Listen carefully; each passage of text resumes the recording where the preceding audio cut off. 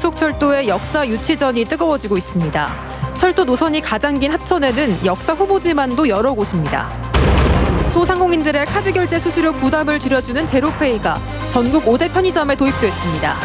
기존 방식보다 더 간편해졌고 지자체 업무 추진비도 제로페이로 결제할 수 있습니다. 의열단을 이끈 약산 김원봉 등 많은 독립운동가를 낳은 밀양에서 최근 대중음악 작곡가 박시춘의 가요 박물관 건립을 놓고 친일 논란이 일고 있습니다. 계속해서 경남 소식 진주에서 전해드립니다. 예비 타당성 조사가 면제돼 정부 재정 사업으로 추진되는 남부 내륙 고속철도의 역사 유치전이 뜨겁습니다.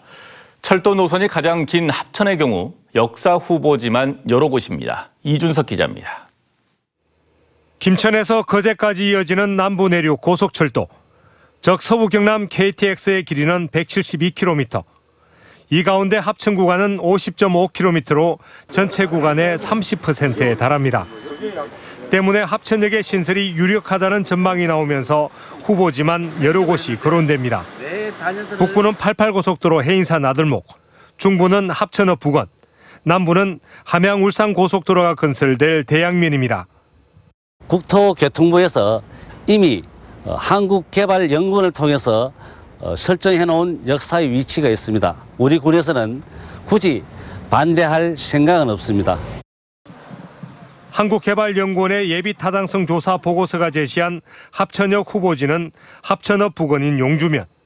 합천군이 역사 위치에 대한 견해를 분명히 한 거지만 다른 목소리도 나옵니다. 해인사에 이어 조계종 중앙종회는 최근 해인사역 유치 결의문을 채택했습니다. 노선이 지나지 않는 거창군도 88고속도로 해인사 나들목에 역사를 지어야 한다며 유치전에 뛰어들었습니다. 편의성이 높고 지속 가능한 지역 발전 요인이 많은 구 88고속도로 해인사 톨게이트 지점에 설치할 것을 강력히 촉구한다. KTX 합천역 위치를 둘러싼 경쟁과 논란을 예고하는 대목입니다. 하지만 철도의 효율성과 국토 균형 발전, 그리고 예산의 종합적인 검토가 필요한 역사 위치의 최종 결정은 고스란히 중앙정부의 몫입니다. 한편 정부는 남부 내륙 고속철도의 기본계획 수립이 끝나는 내년 하반기쯤 역사 위치를 최종 결정할 전망입니다. MBC 뉴스 이준석입니다. 소상공인들의 카드 결제 수수료 부담을 줄여주는 제로페이가 전국 5대 편의점에 도입됐습니다. 소비자가 QR코드를 찍고 금액을 입력하는 기존 방식보다 더 간편해졌다고 하는데요. 자치단체 업무 추진비 결제 시스템도 상반기에 구축합니다. 이상훈 기자입니다. 창원 중앙역 근처의 한 편의점에서 음료를 사고 제로페이로 결제해봤습니다. 스마트폰으로 QR 생성 비밀번호를 입력하자 바코드가 뜹니다. QR코드를 찍고 결제 금액을 직접 입력하던 기존 방식보다 간편해진 포스 연동 방식입니다. 일반 카드 결제 방식과 비교해도 걸리는 시간이 비슷하거나 더 짧습니다. CU와 GS25, 이마트24 등 5대 편의점에 도입됐는데 경남에만 약 3,000곳입니다. 파리바게뜨 등 프랜차이즈 업체들도 속속 이 방식을 도입하고 있습니다. 일반 소비자뿐 아니라 자치단체의 업무 추진비도 제로페이 결제가 가능해집니다. 경상남도가 행안부 등과 준비하고 있는데 상반기 안에 시스템을 구축합니다. 도만 볼 때는 업무 침해 한 40억 정도 규모인데요. 그래서 소상공인들께도 도움이 되고 제로페이 활성화에도 많이 기여할 것으로 예상하고 있습니다. 한편 어린이날을 맞아서 도립미술관과 가야 테마파크 등에선 제로페이 결제 고객에게 다양한 혜택을 제공합니다. MBC 뉴스 이상훈입니다. 한국국제대 총동창회는 오늘 진주시청에서 기자회견을 열고 국제대 사태와 관련해 일선학원이 대학의 모든 경영권을 내려놓고 학내 정상을 위한 대책 마련에 나설 것을 촉구했습니다. 총동창회는 또 사태 해결을 위해 총동창회와 진주시의회 등 대학 외부기관이 참여하는 3자 회의 개최도 제안했습니다. 올해 진주 지역에서 이륜차 교통 사망 사고가 이어지자 진주경찰서가 이륜차 법규 위반 행위를 집중적으로 단속하기로 했습니다. 진주경찰서는 오는 7월 말까지 음주운전과 신호위반, 안전모 미착용 등의 법규 위반 행위를 단속해 사고 예방에 나서기로 했습니다.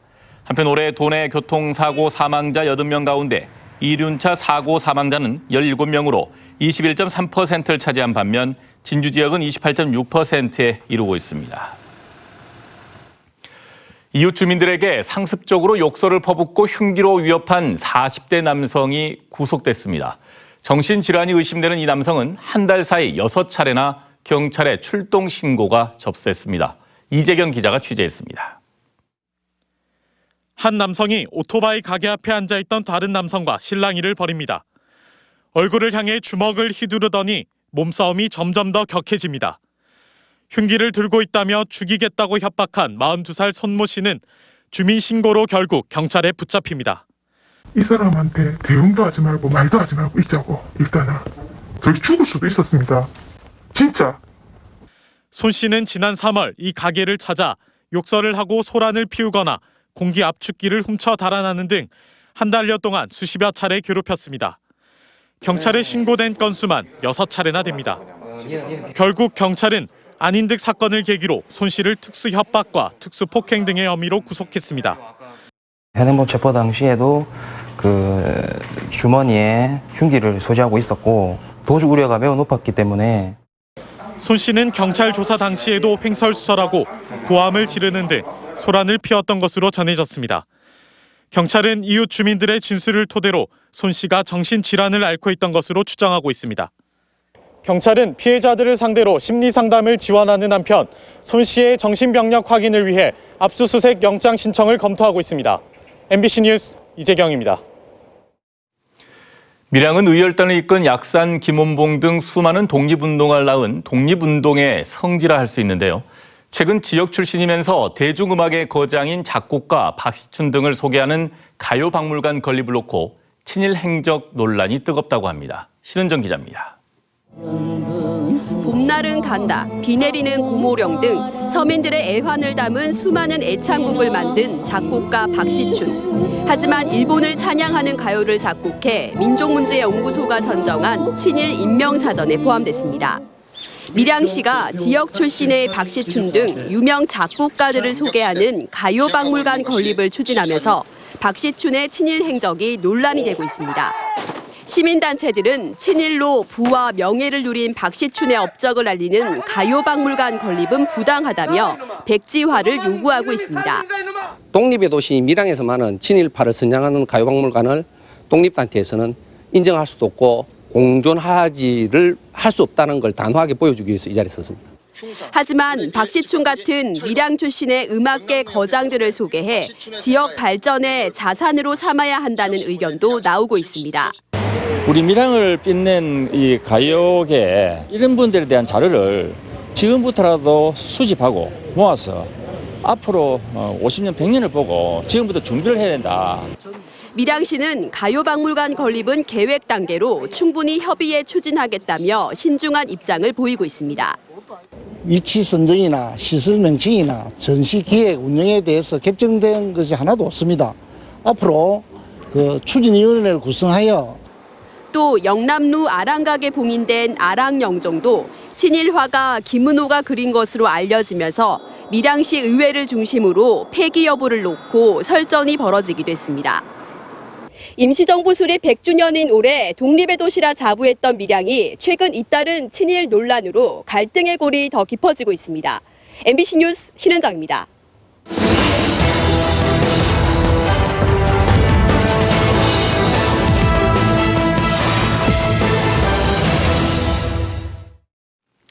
다음 소식입니다. 국토교통부와 남해군 한국토지주택공사가 오늘 세종시 정부청사에서 공공건축물 리뉴얼 4차 선도사업 추진을 위한 업무 협약을 체결했습니다.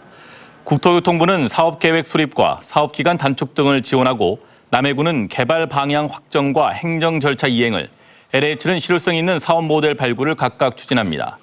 남해군 군청사는 지난 1960년에 지어져 안전에 취약하고 사무실이 분산 배치돼 주민들이 이용에 불편을 겪고 있으며 신청사는 공공시설과 문화시설 등으로 복합 개발될 계획입니다. 하동수협 조합장 선거에 억대 금품을 제공한 혐의로 후보자와 조합원 등이 구속됐습니다. 통영행경은 지난 1월 선거를 앞두고 선거인 매수를 위해 1억 1천만 원의 부정선거 자금을 제공한 조합장 후보자와 금품을 개인 활동비로 사용하고 금품 전달을 공모한 조합원 3명을 각각 구속했습니다. 피의자들은 불법 선거 자금을 모두 현금으로 인출해 선거원을 동원하고 인적이 드문 야간에 금품을 살포한 것으로 알려졌습니다. 제7회 하찬석 국수배 영재대 정상기념대국이 오늘 합천문화예술회관에서 열렸습니다. 기념대국은 국내 바둑 랭킹 2위인 신진석 구단과 영재 바둑대회 우승자인 문민종 구단, 문민종 2단, 신민준 구단과 강우혁 2단이 나섰고 내일은 영재와 여자 정상 대결이 이어집니다. 고 하찬석 국수는 합천 출신으로 1913년과 74년 국수전에 우승했으며 지난 2010년 유명을 달리했습니다. 소프라노 조수미 씨가 내년 9월에 개막하는 2020 함양 산삼 항노화 엑스포의 홍보대사로 위촉됐습니다. 조수미 씨는 세계를 누비며 다양한 공연과 행사를 통해 함양 산삼의 우수성을 전파해 내년 엑스포가 최고의 엑스포로 자리매김할 수 있도록 최선을 다하겠다고 말했습니다. 진주시가 신도시로 조성된 초장동과 금산 지역의 교통체증 해소를 위해 도로시설에 1,300억 원을 투입합니다. 진주시는 최근 초전 지역 대규모 아파트 건설과 도동지구 도시개발 사업에 대비한 말티곡의 장제 구간 도로, 확장 포장 공사를 비롯해 충무공동과 금산 지역 연결 도로망 확충과 금산교 접속도로 개량 사업 등을 추진할 계획입니다. 한국토지주택공사 LH는 공공임대상가인 LH 희망상가 188호를 지난해 공급한 데 이어서 올해는 217호를 공급한다고 밝혔습니다. LH 희망상가란 청년이나 경력 단절 여성, 영세 소상공인에게는 시세 이하로, 실수요자에게는 낙찰 가격으로 장기간 임대하는 단지 내 상가로 입주민 배우 수요가 있고 임대료가 저렴해 큰 인기를 끌고 있습니다. 경남에서는 창원 석동과 김해 유라, 진주 남문산역에 모두 10호를 공급합니다. 올 들어 경남에서 소 결핵으로 살처분된 소가 늘고 있어 경상남도가 방역 대책을 강화하고 있습니다. 도는 지난 1월부터 지난달까지 사천과 고성, 창녕 등지에서 소 154마리가 결핵으로 살처분됐다며 농가의 가축 방역 사항을 점검하는 한편 확산을 막기 위해 전체 결핵 검사와 소독, 이동 통제 같은 대책을 추진합니다. 지금까지 진주였습니다. 고맙습니다.